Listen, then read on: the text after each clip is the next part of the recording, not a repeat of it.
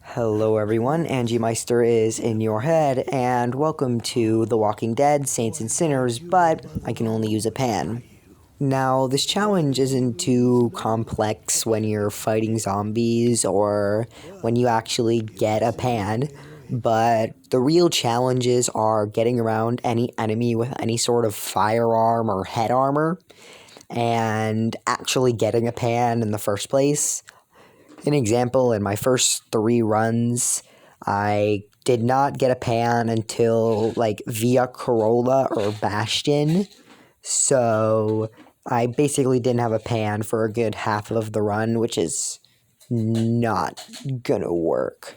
I actually managed to get pretty lucky this run for fucking once, and I got a pan in the first area during my first encounter with anything really too bad. So I did have a pan most of this run. I do have to use stealth and Jesus tapping a lot though.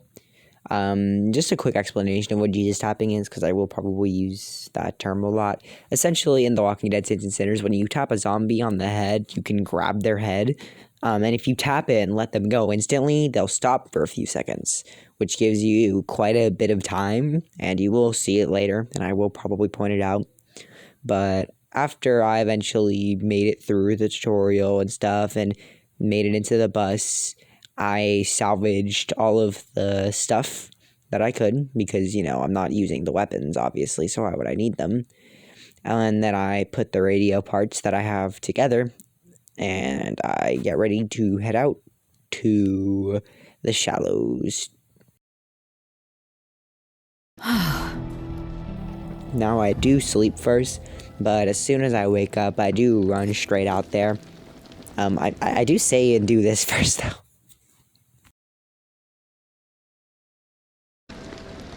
Women.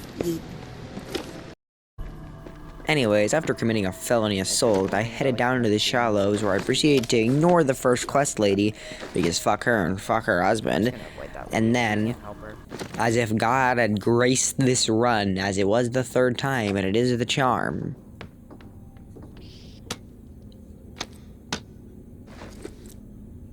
Wait!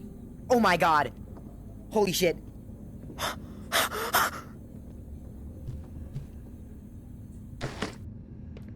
I got a fucking... Oh my god, dude, I've actually never gotten a frying pan in the first zone. Holy shit. I'm crying. Let's go!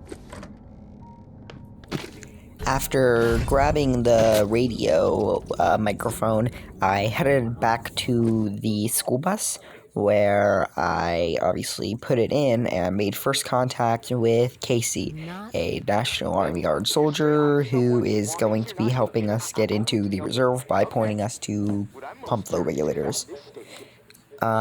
He actually does get scared here, dips out for a bit, which leads to us getting the first bit of intel.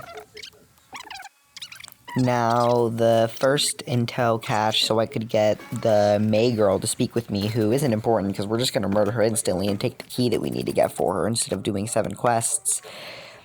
Now, the intel is guarded by the group, the tower, and I honestly just managed to pretty easily sneak around. After sneaking into the enemy base, I yoink their intel and sneak out, before making the decision to just end May Benoit's life and yoink the key, because not doing 8 missions, no thanks. Anyways, after casually trimming the amount of missions I had to do from 7 to 3, I proceeded to beat everyone over the head with a pot instead of doing the mission normally, because why would I do that when I could beat the shit out of everyone with a pan? And I proceed to sneak into their rooftop and yoink the next pipe regulator pump, and then I calibrate it with Casey before chucking it into the church. Now, for the next pump regulator, you have to sneak into the Poseidon tuna can factory and head upstairs, which there is an optional, Romeo and Juliet-esque mission where you get to deliver a note between 2 gay lovers between the tower and the Reclaimed, and If you do it, then he gives you a key that makes this task much, much easier. Now, after I sneak in here and grab the pump, I obviously headed back to Casey, where we regulated it and we stuck it into the church again before Casey decides to shift me off on a fucking different mission for some reason, for one mission before he'll let me continue.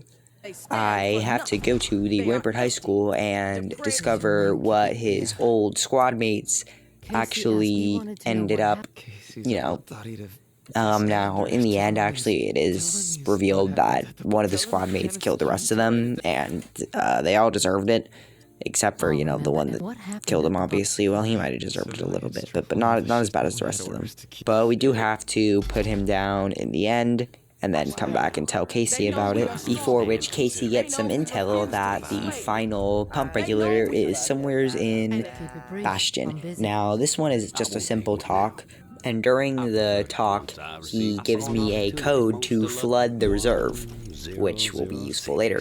But after the talk, I head out, and Gloria, the leader of the tower, wants to kill JB, the leader of the Reclaimed, in there. And she asks me if I'll do it, and I'm like, sure. And then I head up there and proceed to totally warn him that they're trying to kill him. Now, I was not expecting him to instantly run down there and start fighting them and ask for my help, but I helped anyways, because we gotta get that pan value in. After which I head back to Casey and we calibrate the pump for putting it in the final area in a small little building outside of the catacombs on the left side. Now, after all of this, we head back to Casey and finally initiate the ending sequence. After heading down to the church after the lights shine up and reveal that the reserve is there, in the midst of the chaos, I manage to sneak by everyone and head into the pipeline area. Now, Casey tries to get me to save him, but I, feeling absolutely devious, decide to flood the entire reserve before just dipping out on everyone. What did you do? You fucking psychopath! I trusted you! Oh, I hope you burn in hell! Establish a perimeter. Flush out any reclaimed stragglers. No mercy. I don't want to listen to Casey die. Oh my god, dude, Casey reacted. Like, they kind of deserve it. Like, look at all these corpses. Look at that. Casey fired that bullet, right?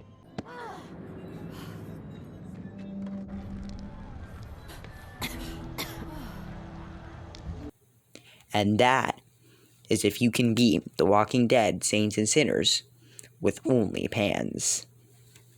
Meister is, in fact, in your head. I am in your brainstem right now.